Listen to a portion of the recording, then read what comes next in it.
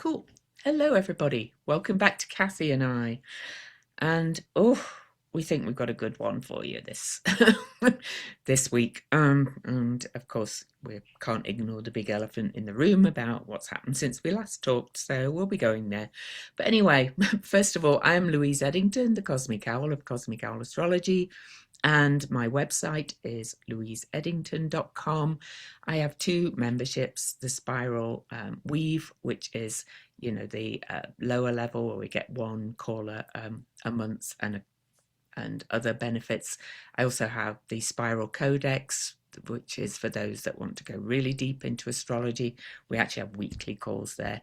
But I'm also going to mention my Series Reborn workshop, because that is in the nature of what's going on with the energies right now. I keep adding things to it. I'm having downloads after downloads for it. So, it's going to be off the charts. So come if you want to learn more about Ceres in your chart or for you as an astrologer.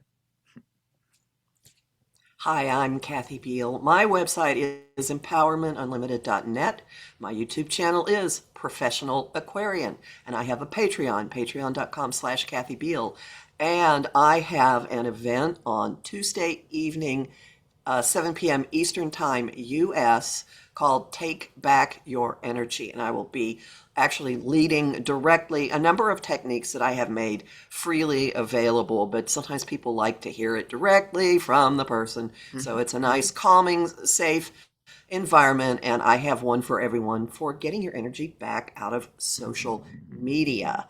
There's a link to sign up. I've got a post about it on YouTube. I've got a little video about it called Take Back Your Energy.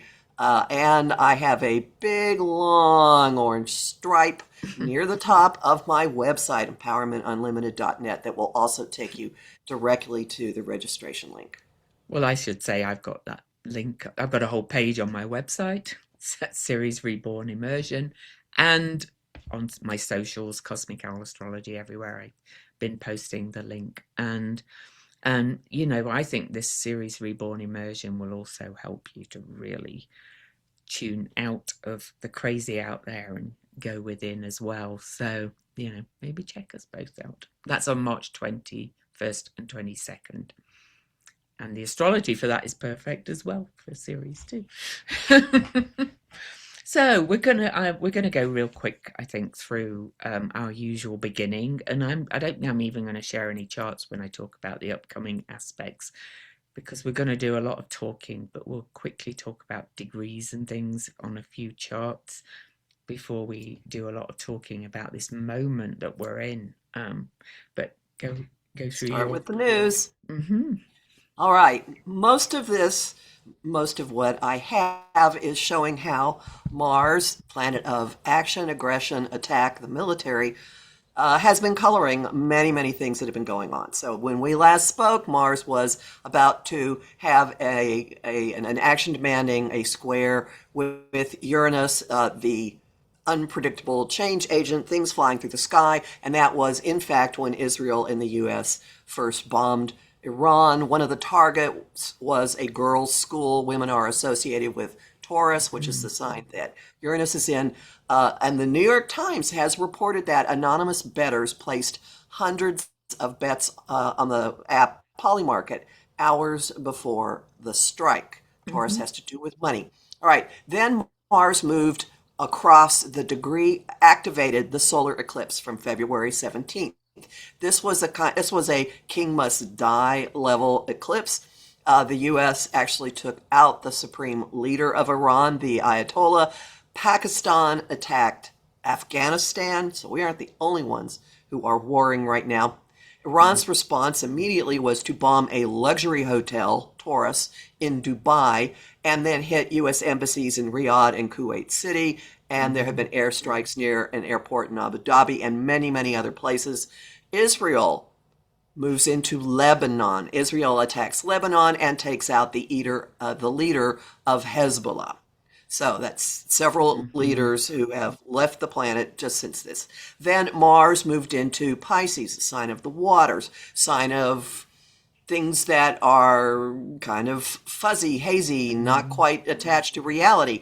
Iran closed the Strait of Hormuz, which is one of the biggest um, places for oil and other things to move through. I think it's like the fifth largest um, point like this. Hmm. And so Uranus and Taurus is now having a huge impact on world economy, and we're starting to see a ripple effect of other countries being involved, other countries being threatened, economy problems spreading and spreading and spreading. Mars in Pisces, faith. We will go into this in more detail.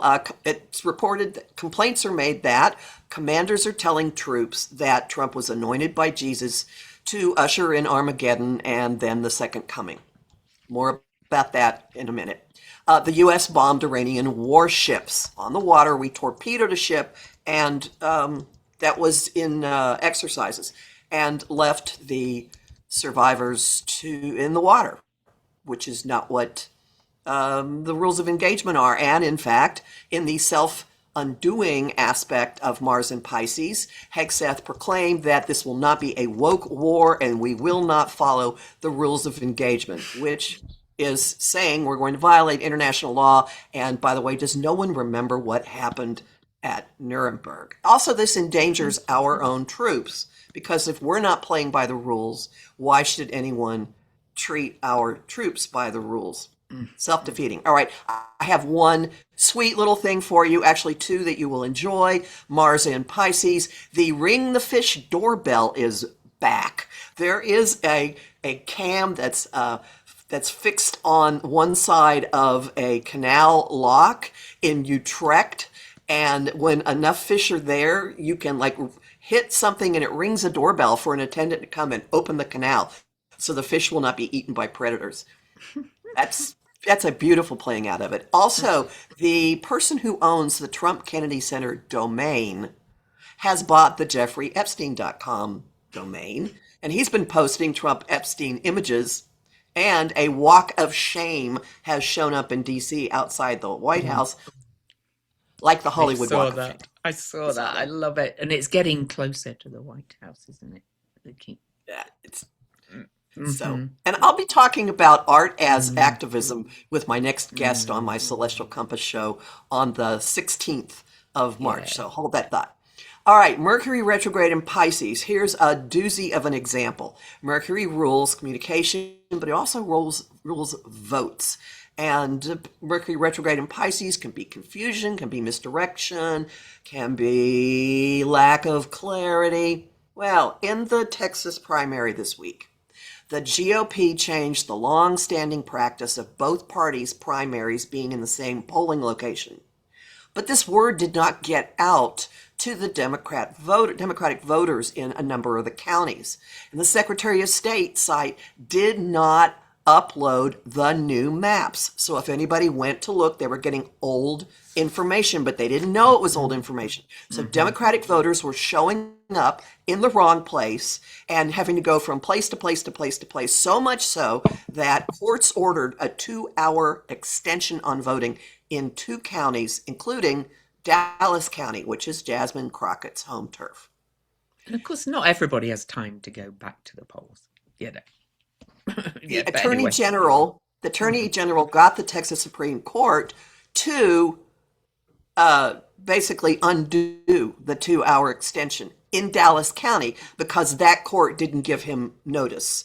The court in the other county did, and notice was required. So those votes were segregated and they were counted and to see if there would have been enough to change the tally, and they weren't. So anyway, it's just the whole confusion. And just mark this way, okay?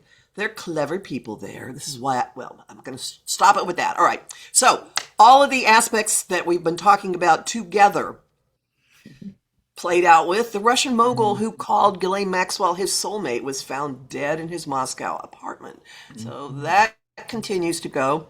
Venus sextile Uranus. Venus, women, sextile pathway opening, Uranus, something shocking. The Republicans actually confronted Kristi Noem in a hearing about abuses, and I think one of them actually asked her about whether she was sleeping with someone who was not her husband, with her husband sitting behind her.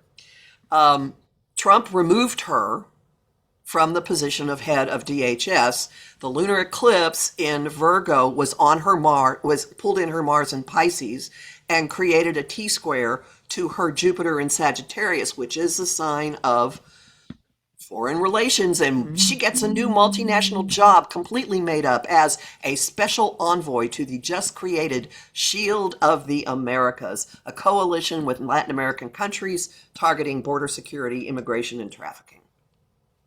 And Sheldon Whitehouse spent nearly half an hour on the floor of the Senate reading connections between Epstein and Russia and Trump out loud.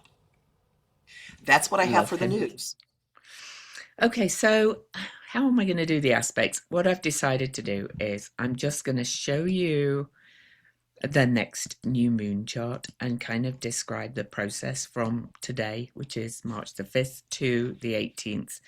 So, we have by that new moon, we'll still have all of this in Pisces, right? And we've talked a lot about this big move from Capricorn to Aquarius to Pisces. This is the end of the zodiac, and things have started to move into Aries. Ceres is moved into Taurus by then, but Jupiter will be direct. So I'm just going to list the aspects moving towards that instead of moving the chart the whole time because it gets a bit complicated. But today, the Sun reaches 15 Pisces and makes that unbroken flow aspect to Jupiter, which is still retrograde today. And then tomorrow, March the 6th, Venus moves into Aries. So you can see how fast she's moving between today and the March the 18th. She's moving from the last degree of Pisces to 15 Aries. Sorry, yeah, go on. Today's the 6th. Oh, the 6th, sorry. Yeah. Sorry, I started off the 5th. Yeah. Yeah, right. So yeah, sorry. Yeah. Venus is making this move as we're recording. Yes, she is actually. She did it already this morning, actually. 3:48 a.m. she did it. Sorry, I'm always a bigger picture. I don't care what day things are on exactly. March the 7th, so that's tomorrow. The Sun and Mercury will have their cazimi in the middle of the retrograde, and that's at 16 Pisces, and that's that point of clarity. We covered some of this last week, but this is all the flow really of the planets moving forward. Okay. Also tomorrow, on the 7th, Venus will meet Neptune on her way through Aries as she moves through quickly. And these are going to be very interesting days surrounding money and women again. And as it starts to happen, we're already getting confirmed reports that it was the USA that bombed a girls' school, right? They tried to say it was, false flag or things like that and all that. And then March the 8th, Venus meets Saturn. I always find that, and we said this last week again, as like a real reality check, kind of slap in the face aspect. Things, we're probably going to hear more news about money, women, all those things. Any more to say about 7th and 8th? They're big days, really. So. Well, a couple of things. First off, this is female goddess, warrior goddess energy rising and rising and rising. And when Venus hits Saturn, I think the reality of what this event is costing us and the number of munitions we're blowing through and the actual money involved, I think will get very clear. Yeah, I think so. It's already being talked about, isn't it? So out there in the ethers. And apparently Iran's been planning for years and years for this with their drones that are just causing mayhem everywhere in other countries. Anyway, so Mercury on March the 9th will reach that 15 degrees Pisces point and make that unbroken flow to Jupiter. It's just this, ongoing kind of erosion, truth appearing. I think that's the aspect. We've had several groundwater trines involving Jupiter. And Jupiter on the 9th is at its station point because it stations direct on the 10th. And that's what's happening on March the 10th. Jupiter stations direct at 15 degrees Cancer, 5 minutes. Um, and I always think the 15 degrees of any sign are a pivot point. And, the world points are the fixed signs, 15 degrees, which are Taurus, Leo, Scorpio, and Aquarius. But just as I work with astrology, I always see when planets do something significant at that 15th degree, it's a turning point. So tides are turning in water signs. Okay. And I see Mm-hmm. also a fire hose of information. Mercury Oh. has been retrograde, and he's going to bring what he has brought, what he's been dredging up to his meeting with the sun, and then when he trines Jupiter, tsunami, overflow, all kind, and you Mm-hmm. know stuff involving the water, stuff involving Mm-hmm. loss, stuff involving families and people and Mm-hmm. just and our country because Yeah. we're a cancer country. Yep. And so Sun on March the 11th, the Sun will get to 20 Pisces and will conjunct Nessus, which we've talked about a lot, revealing abuses of power, toxicity. And one thing that's coming up for me with all the things we're going to look at and we'll talk about is the toxicity of the messianic kind of rapture kind of side of all the major religions, the Abrahamic religions. We've got some real interesting insights about the connections with those, right? So we're not just talking about everybody that just goes to a church. We are talking about the extremes who have kind of believe in this kind of end times eschatology and all that kind of stuff. So yeah. So on that same day as well, on March the 11th, Jupiter and Pallas Athena will also make that water trine. And she's that kind of wise justice warrior. She's divine feminine goddess as well. So it's again, we're kind of seeing more and more news is going to come to light and all the things. Because it's just such a process. I didn't want to get too in the weeds on every day because it's just madness. But March the 13th, I think, is a very big day because Mars is going to hit the North Node on that day at that 8-degree mark where the nodes have sat right through the eclipses, where Venus was conjunct the North Node, where Mercury will station direct conjunct that North Node. That is a hot, hot degree. And you've already talked about the water events with Mars in Pisces.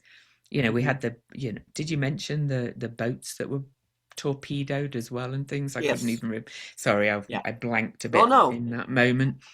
So we're going to probably see more water events. Would you agree with as Oh that yeah. approaches? Yeah, yeah. Then on March the 15th, I have to mention that Ceres moves into Taurus, which is, the great mother goddess as well. And I think Taurus is the sign she's most associated with about our literal values and physical needs, because Taurus is very much related to all the senses of the body. So, we're going to start finding that, prices are going up, food supply is going to probably be affected um, in some way with all of this happening. And then, yeah, I'm going to mention it. March the 16th, 2 days before the next new moon, Venus has reached 12 Aries already and will square off to Pholus, who is Centaur, who's been Pandora's boxing and revealing a lot more as well, letting all the kind of sins of the current age out of the box, I think, so we can see it. But also, I think. Oh, it, I'm sorry. they're also being acted on. Yes, go on. Yeah. No, I think that women and women's stories will be a huge piece of this. Oh, Of women saying stop it, or a lot of because of Pholus is in the third house of mm-hmm. communication.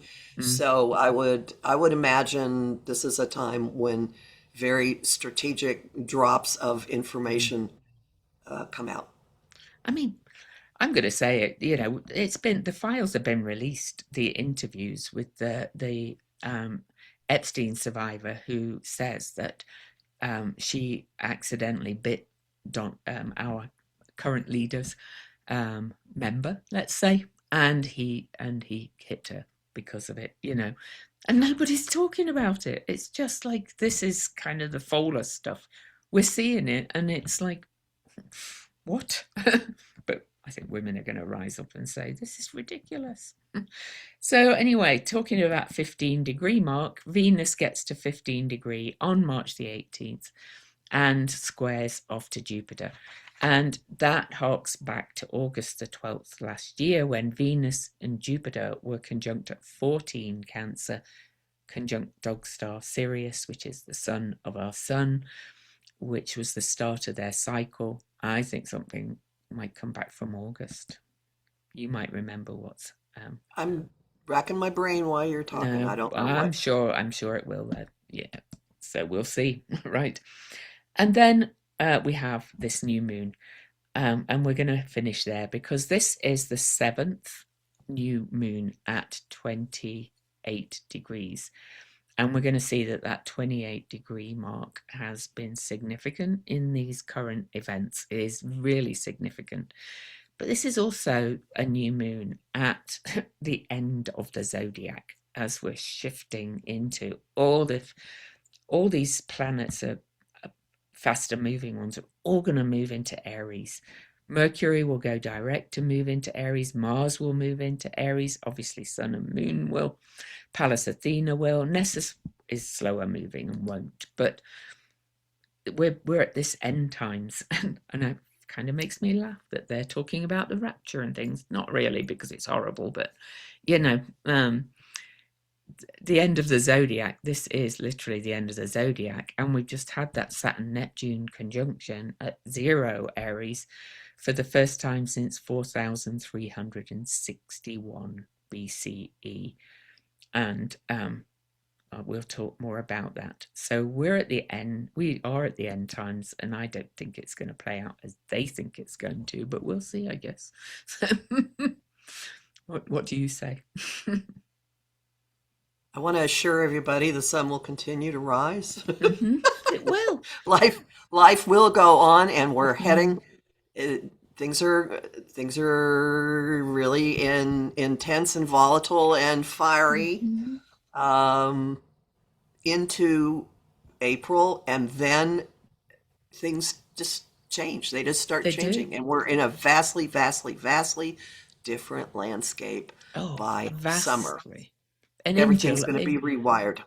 in July, all these slow moving planets all make these major aspects to each other at 4 degrees, and 4 degrees is a number of stability, and we didn't know these planets existed, um you know uh, for some of the history we're going to talk about. So we're entering a phase we really don't know what's coming, but many of us astrologers kind of tune into a lot of the other things that are happening in the world, and most of us think we're going to be okay.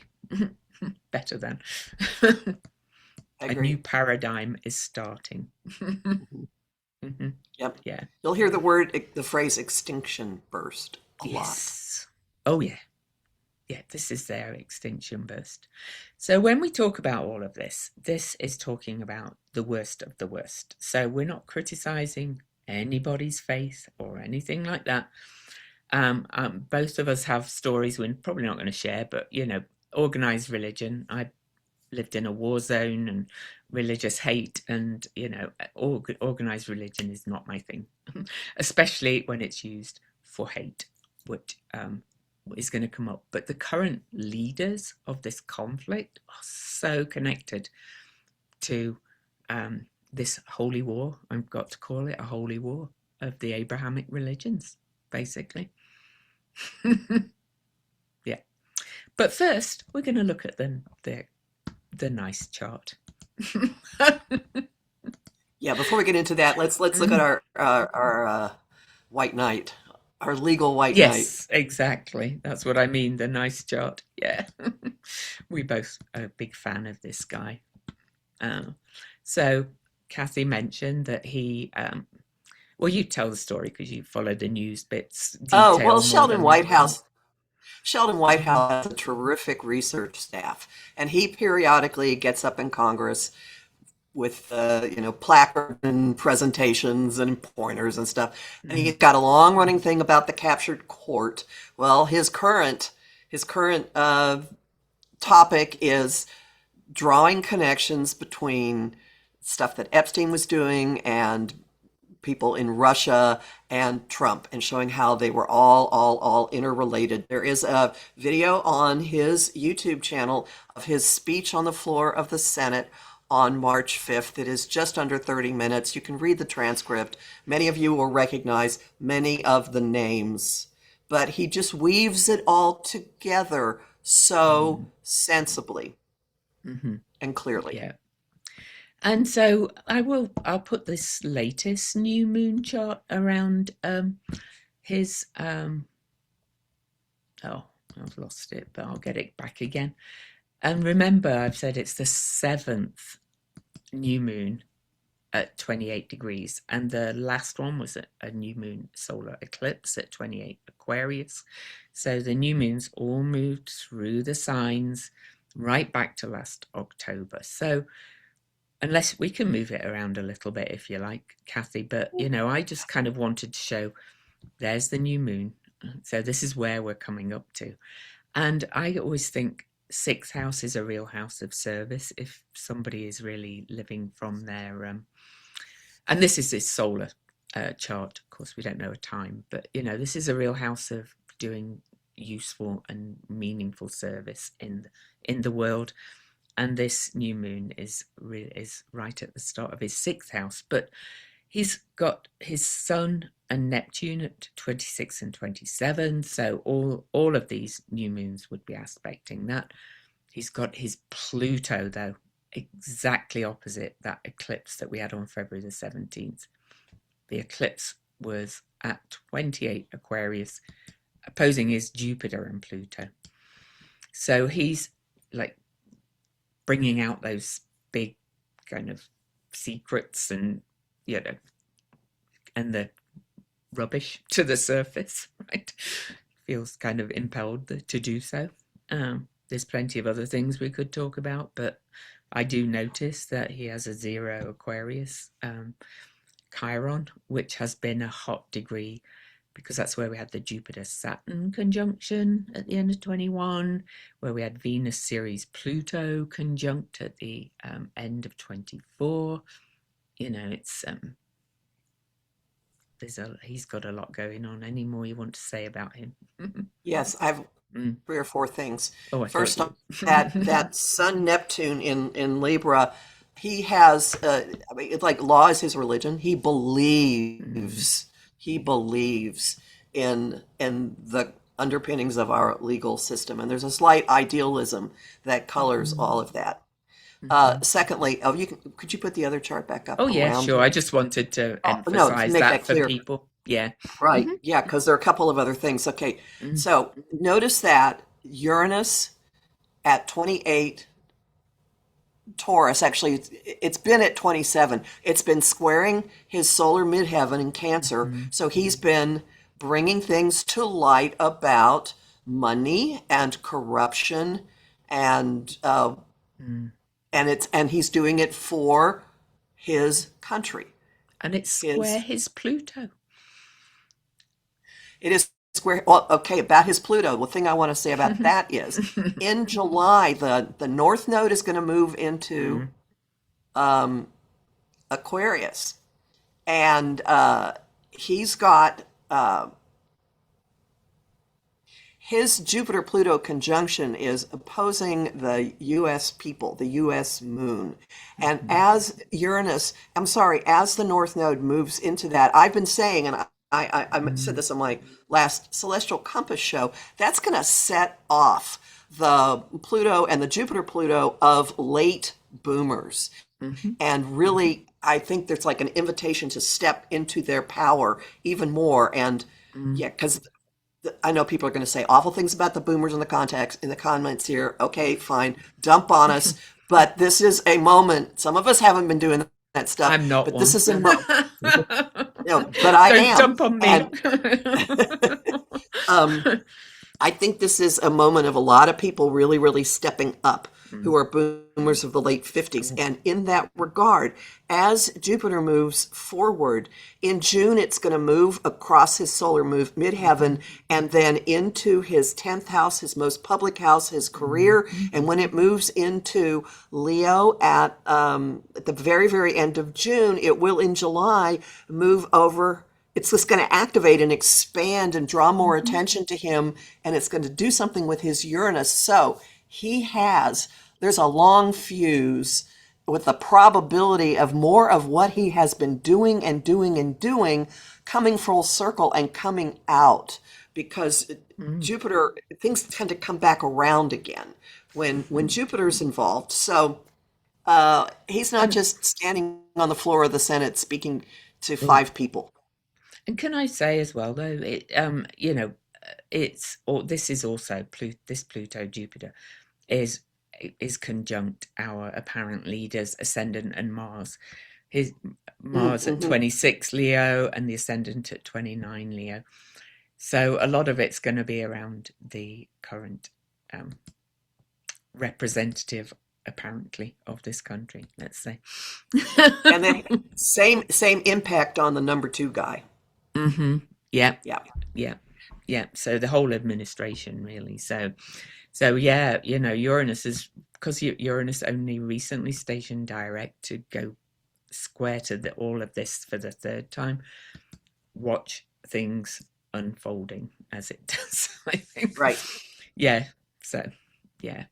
So I just wanted to share. You may have seen it around social media. Some people, um, I think I saw it on threads first from an astrologer. A lot of astrologers have shared this, but I want to share it quickly. All three of the main leaders involved in this new war, and I'm going to call it a war because it is, were born on the day of an eclipse. So let's start with the leader of Iran. Um, I set this for the exact moment of the eclipse because I don't know a time. I do know where he was born, but he was born on April the 19th, 1939, in Mashhad, Iran. And look at this. Talking of 28 degrees, he was born on a new moon eclipse. This was actually a solar annular eclipse at 28 Aries. So with those new moons, going through all those 28 degrees, he's had a new moon exactly on that. And so oh no, he hasn't. His is after. But anyway, it's that 28 degree. Everything's been aspecting all of the things. And it's said that he was ill, knew he was dying. So when the bombing started, he refused to go into hiding because his version of Islam, I want to stress that there are versions of Islam and all of these religions believes in kind of martyrdom and the return of Mahdi, they call it. So the day of judgment, eschatology emerges before the day of judgment to end injustice, tyranny, and corruption. And Mahdi will restore righteousness, unite Muslims, and rule as a caliph. So, this end time kind of story is going to come up over and over and over again. So, and a lot of Sunni Muslim extreme version has a history of people who like do martyrdom, like blow themselves up and things like that, as well. So, this, and that's probably the Venus Jupiter in Pisces that's been activated over and over again in his chart. So these, uh, you know, all of this is happening on an eclipse, or the two eclipses, eclipse season. And we had an eclipse at 28 degrees Aquarius aspecting this eclipse the day he was born. You just can't make this stuff up in many ways. There's probably loads we could say, but I don't think we've got time to spend too much time on every chart. But you say something, because I know you've got something to add. Oh, no, I think we should go on to the one to Okay. compare. Yeah, Mm. because there is no such thing as coincidence department. Mm. So I'm just getting him up, and then I'm going to get the um, Khomeini chart um, up as well. But first, we'll look at Netanyahu's. So Netanyahu was born 10 years later, also on the day of an eclipse. We do have a birth time for him, though some people claim that that's not might not be right, but I don't know. I got this from Nick Dagan Best Database, so I believe this time is probably pretty established. So another one, born on the day of the eclipse, but the eclipse was at 28 degrees Libra, which is exactly opposing 28 degrees Aries, the eclipse that Khomeini was born on.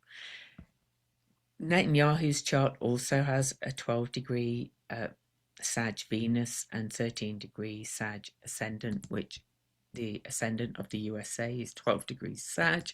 There's so many tie-ins. I'll let you talk about the Mars. Oh, well, a number of things. All right. So Mhm. His Mars is on, he shares a Mars placement with Trump. So his Mhm. Mars is on Trump's ascendant. His Mars is Mhm. opposite the US moon, Mhm. which is the people. And Mhm. so there's a real, I am the leader. It's real ego driven. And I think he made an address in the last week that sounded like he was in charge of the US, which is kind of odd. But I want to point out with that 27 Libra sun, the Aries new moon in April is at 27 Aries, opposite that sun. So there could be something ticking along Mhm. that comes up slash to a head uh, So by then. So I'll just put that around, but I just wanted to say that Netanyahu and the Likud and his version of far right Zionism believe in what's called a greater Israel, and that does have a lot of ties with Christian Zionism in the US, which is the evangelical rapture wing of the evangelicals.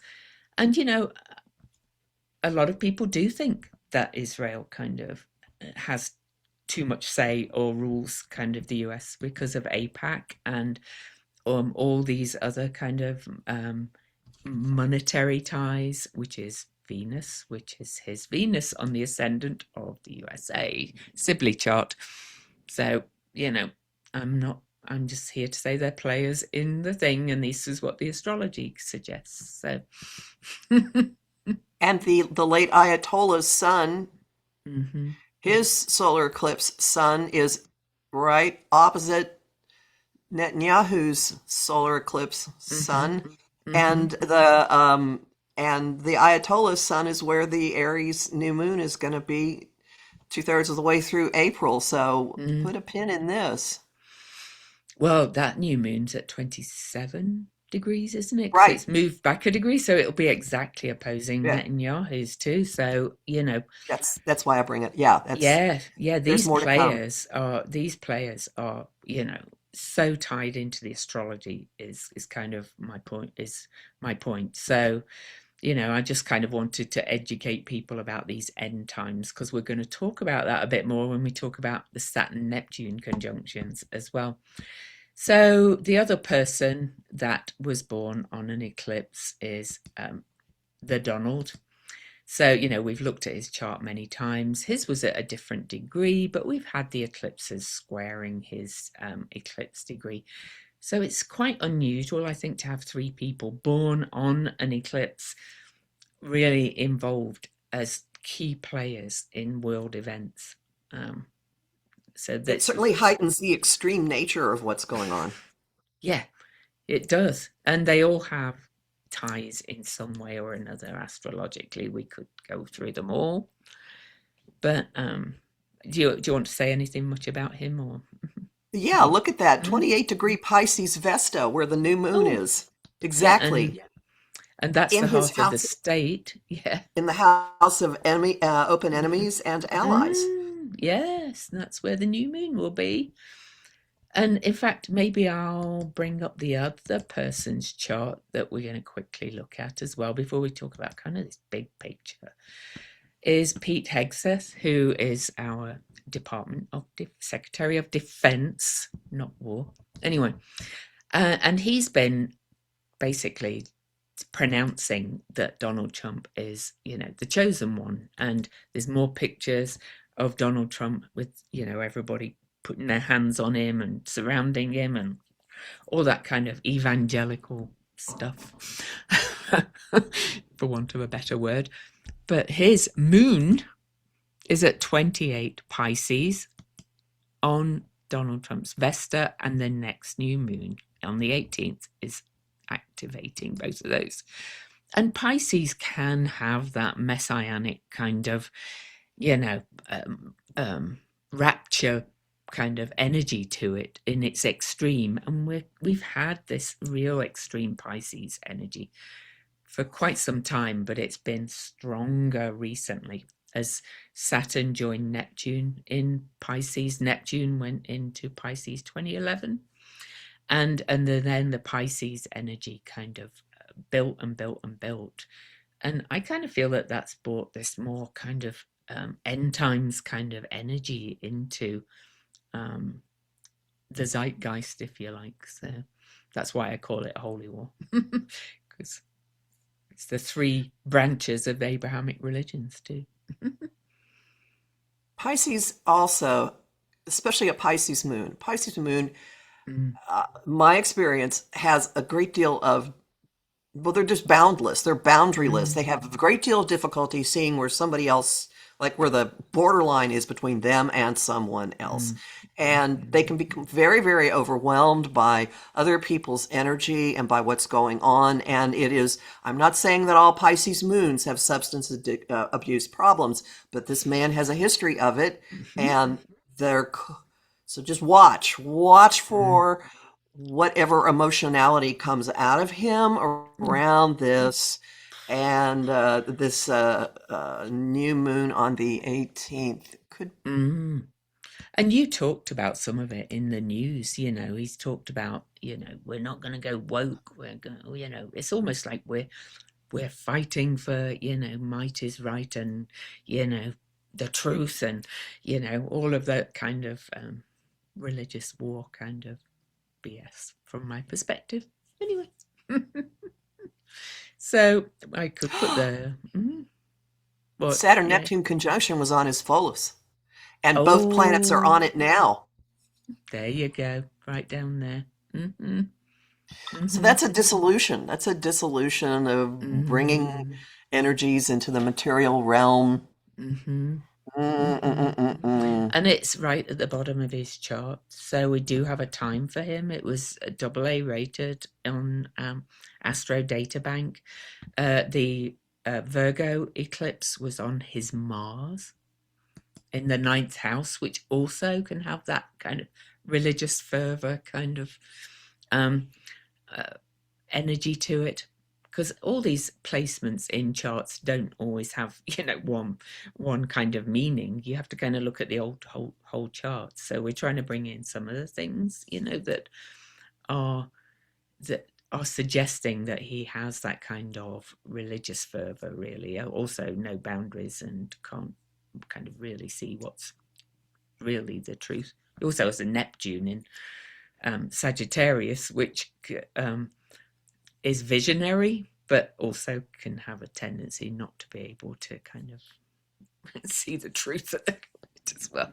And it's on Trump's moon, It so is, yeah. uh, they can just go have their little international fantasies. Mm-hmm. And my view of a chart is always it's a chart of your potential. How you live it is kind of up to you. that's, that's why I don't like these pronouncements of this means one thing. But, you know, if you look at his whole chart,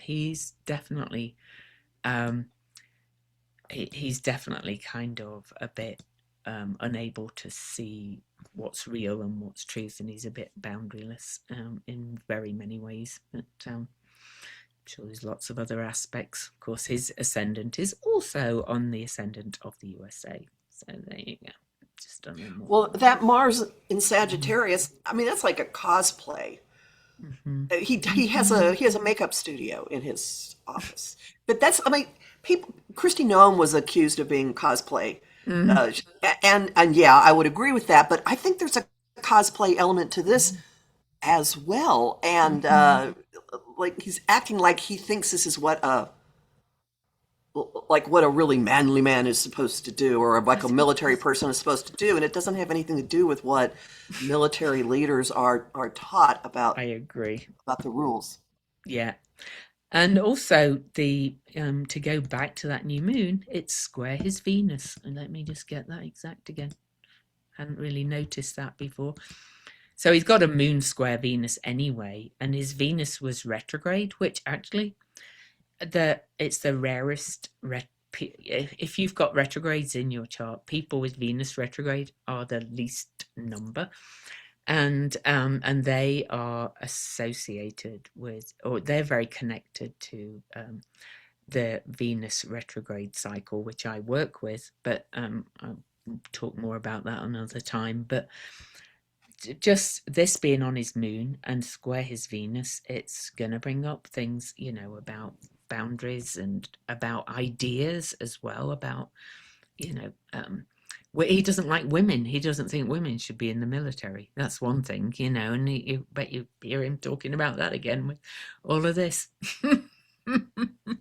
What I keep hearing is playing both sides of the fence. So let's wait and see what that ends up Mm, meaning. it could do, yeah, for sure. Yeah. But also, he's done some very dodgy things with money in the military, right, as Oh, well. absolutely. Hmm. And other people, you mentioned he kind of let go of a lot of other people before this war started. So, he's tied into the astrology as well, though. Just that's it. He just is. So he's a player in this big act that's playing out right now. So I think we're going to stop the share and just do a bit of talking. Could you So, put one? Could you put the chart back up? I saw one more thing I want to oh mention to yeah, people absolutely. Hmm. right when it was going away. Mm, So sorry. So see, he has I don't say uh, sorry. he has Vesta at 4 degrees Pisces in the second house of money and values and resources, and there's going to be a lunar eclipse at that spot in August. Oh no, this is the transiting Vesta. So, Oh, that's transiting Vesta. This is mm, my eyes being bad. Ignore me. but it is going to oppose his Oh, Jupiter, right. and we Okay. we did we did quickly look at that, because this war is, it's not going to end very quickly, but um, so there's a partial lunar eclipse at 4 Pisces on August the 28th. So that's going to oppose his Jupiter. But then on February the 20th next year, there's a 2-degree Virgo lunar eclipse. So that could be kind of the end of him, the end of his career, if he's not gone before. Both eclipses could take him out, Well, right? that's the house of legal matters and Mm-hmm. litigation. So Mm-hmm. there'll be something. There'll be something. I don't Yeah. want people to go, oh my God, will he still be in office? That's not what we're saying. No, we're not. Maybe it'll be, yeah, Nuremberg trials kind of thing. Exactly. I You don't know. see how we get around them. I don't Hmm. see how we get around them.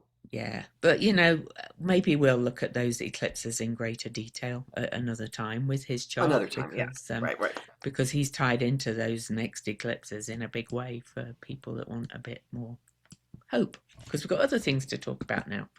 So you start with the more recent Saturn Neptune conjunctions, Okay, and then mhm. here's what I've done.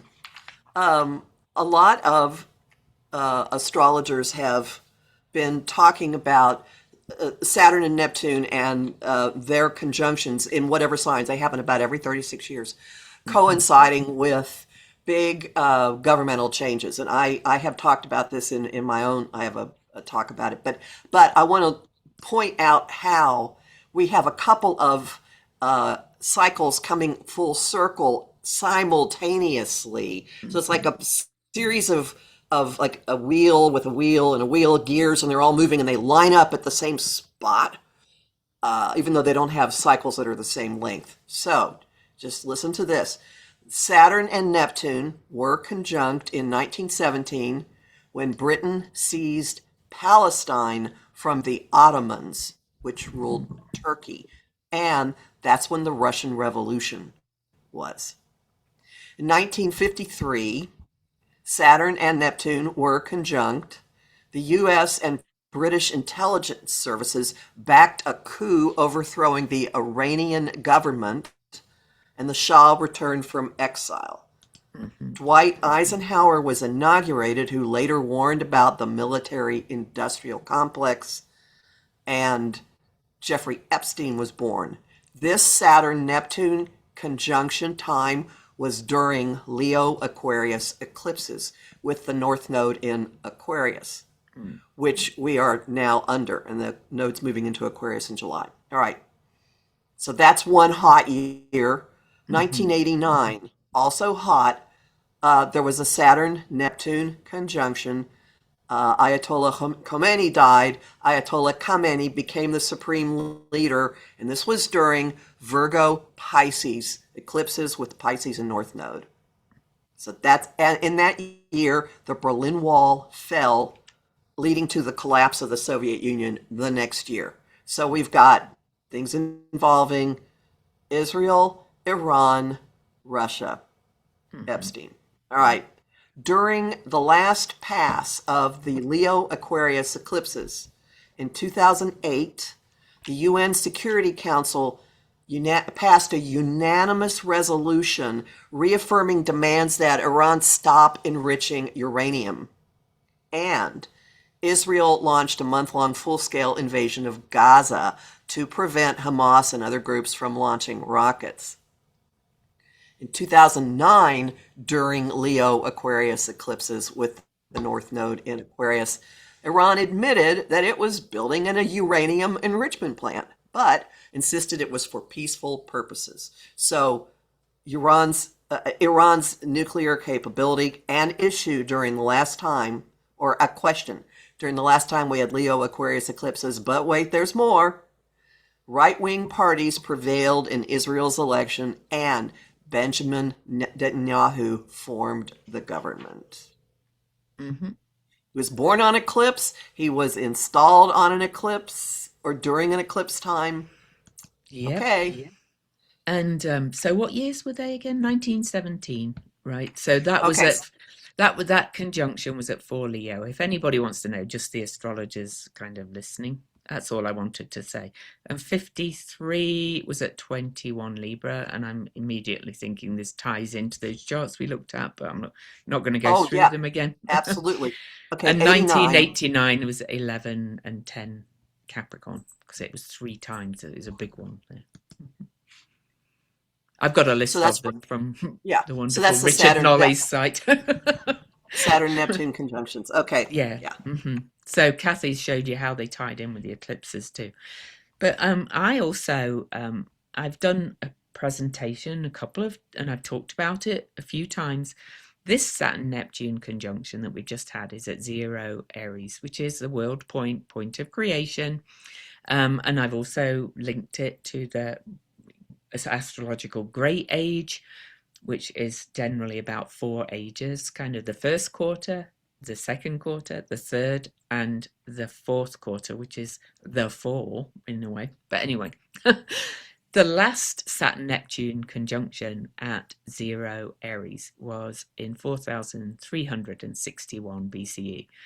I did a video on it with a client of mine, Kat Collette, so you can find that in my videos if you want to go and look at it. But I thought I would look back at a couple of things because I couldn't help being astounded by these three leaders being the heads of the three branches of the Abrahamic religions. So don't call me on exact years because I had to do quick Googling on this one.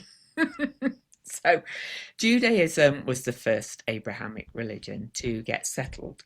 And that was settled according to a Jewish Reddit.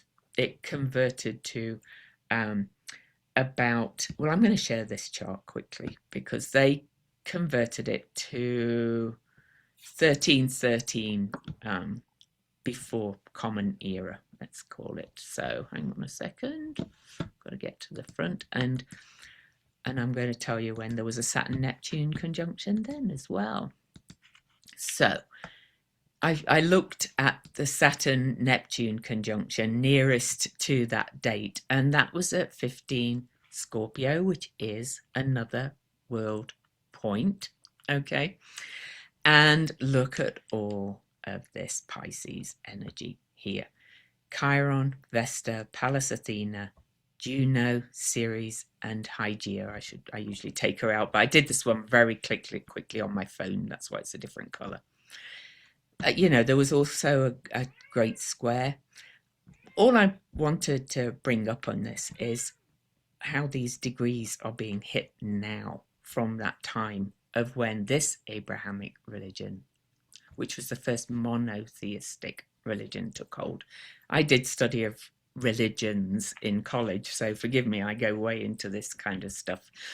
And so, the Jupiter then, which is often related to faith and belief, was at 1 Aquarius, with Pluto has been going back and over. Uranus, which we didn't even know existed, of course, most of these we didn't, was opposing that. So that's being activated. So, but, I haven't had time to look at the eclipses, but we know there's a new moon coming on right on this slot. And we know that's where Saturn and Neptune were hovering before it's so close to the 0 Aries point, because that's like crossing a threshold from the old to the new, right? Mm-hmm. And this, in other non-religious terms, people have been talking about this falling age as the patriarchy, whatever you want to call it, where the dominator cultures and things like that. So we're seeing the extreme expression of it again coming out, and it's related right to the founding, I think. Would you agree? Right. And the question of homeland and state is core to it, with Vesta being there Mm-hmm. Yeah. Yeah. and So Ceres. this, So yeah. so kind of all these things were seeded into these religions as they were formed. Yeah. So anyway, so then I thought I'm going to look when Islam was formed, and it was about 7th century. Of course, all of these things, Muhammad, sorry, was given. He said, oh, sorry, I was looking at Christianity first. Christianity obviously came into being at the birth of Christ. Nobody knows exactly when that was, but at 53 Common Era, there was a Saturn Neptune conjunction at 12 Pisces, which is where we've just had the lunar eclipse. And that probably would have been around the time of, Paul on the road to Damascus, that kind of thing, which really informed modern Christianity. And Paul was not a fan of women. That's how come we don't have women priests and things in the Catholic Church and things like that. It became patriarchal, monotheistic religion. Not a fan of organized religion, sorry. Anyway, but these things are tied in, right? And they're being highlighted by the eclipses again. And the Islamic one, 7th century, but we had 625 Common Era. We had a Saturn Neptune conjunction at 13 Virgo, exactly opposing the and where this eclipse, the lunar eclipse, that launched this war, basically. You you know, astrology just astounds me every day. But it's the same, it's the opposite side of the same coin. Yeah, That's fascinating. and I think this shows that this is one almighty holy war of all these things that arose in this, last quarter era of the great year of humanity. Most of our written history and things has been, only based on since writing came into being, which was after that 0 degree Aries Saturn Neptune conjunction 3 ages ago. Just, So you can look at this as a rebirth, okay, everybody? This Saturn yeah, Neptune conjunction can be, it's like a rebirth of civilization. it is. And to go to the people I've read and interviewed about it, like the Hopi and the Hindu Yugas and the astrological great year, they all have a similar amount of years for the great um, cycle, or the great year as it's called in astrology. It's about 26,000 years. And most of these cosmologies agree that we've been kind of in this falling um, era where, to quote Bibhu Dev Misra, who wrote a book called Yuga Shift, he said, humans have been getting stupider. So, but conversely, if you watch carefully, you'll notice a lot of people also, their consciousness is expanding and people want that connectedness again and things. They will, the even science is saying, the quantum physics says but the fact that we are separate and that we control and dominate everything, which is what was in the falling age came to believe, is just not true. Where everything is connected, and so the divine feminine is rising to be equal. One of my favorite authors from childhood who affected a whole lot of people, who was very, very active in the Episcopal Church, Mm. a devout Christian, Madeleine L'Engle, I heard say that she believed that quantum physicists were the theologians of Mm. our time.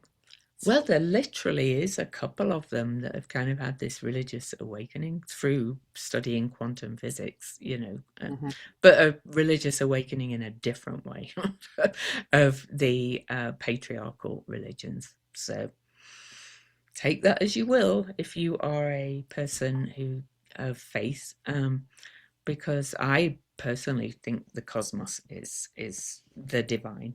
Um, you know, that's my and I think quantum physics proves that, but that's my opinion. So, I think probably most of you that follow us are probably of that same mind, to be quite honest. I think we're longing and we see the move back to it as a response to what we see at this end of empire, end times, whatever you want to call it. We go, this is horrible. We don't want to do this anymore. you know. Right, yeah. Well, I mean, this week, a military vet was protesting that we should not be Yes. doing this. Got his Yeah. arm broken as his thoughts, but we have people who actually know what goes on in war who are saying, "Don't do this." Mm-hmm. Mm-hmm. Yeah. And it's affecting all parts of the government, and the government's the global, globally, the world order's shifting because everything was built on this old paradigm. So who knows what it's going to shake out like? But I think the astrology says it's going to be good, personally. So. Mhm. Very empowering. So Mm. find your inner Wonder Woman or Xena Warrior Princess Mm. or Queen Bodacia or whatever your inspirational image of absolute Mm. spiritual empowerment is. That's Yeah, what we're and moving and into this weekend. And you know, if you want to know what to do on a practical level, maybe, you know, put your personal faith beliefs aside or something, I don't know, and just say, what can I do to bring people together? We do hear more people saying we need to come together, you know, but one thing I'm following is it's a former Black Panther speaks on. Mhm. I've mentioned him before, but him and some other people have formed this thing called standards, not force. And to me, that just speaks of that Saturn Neptune conjunction. You know, it's just the words, you know. People are kind of coming together to kind of, you know, do, instead of just fighting against. It's a different approach, and it's happening in lots of other places too. So, mhm, cool. All right, everybody. So don't forget to check out our um, classes and websites. And maybe next week we'll just get down to more mundane things. Who knows with what's happening at this end times? Yeah. Mm. All right. See you next time, everybody.